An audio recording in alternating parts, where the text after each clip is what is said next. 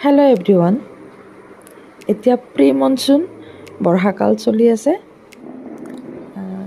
এইটো ছিজন মোৰ বহুত প্ৰিয়। বৰষুণ চাবলৈ মই বহুত ভাল পাওঁ। মনটো বহুত ভাল লাগে মোৰ। প্ৰকৃতি কিবা সতেজ হৈ যায়, ফ্ৰেছ হৈ যায়।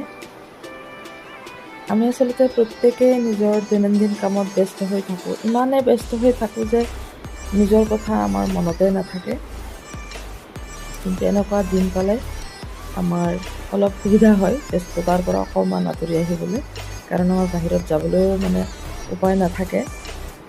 সেইখিনি সময়ত আমি নিজকে অনুভৱ কৰিব পাৰোঁ, নিজৰ জীৱনটো অলপ ভাবি চাব পাৰোঁ। কেতিয়াবা অকণমান নিজকে সময় দিব লাগে। নিজকে অলপমান সময় দিলে জীৱনটো অলপ অনুভৱ কৰিব পাৰোঁ বুলি ভাবোঁ।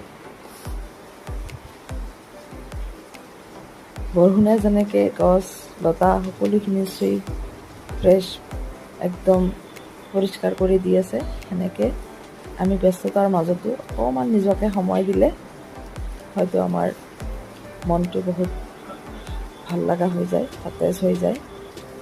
জীৱনটো কেতিয়াবা চুই চাব লাগে, কেৱল ওপৰে নহয়, ব্যস্ততাৰ মাজেদি নহয়, অকণমান অনুভৱ কৰিব লাগে,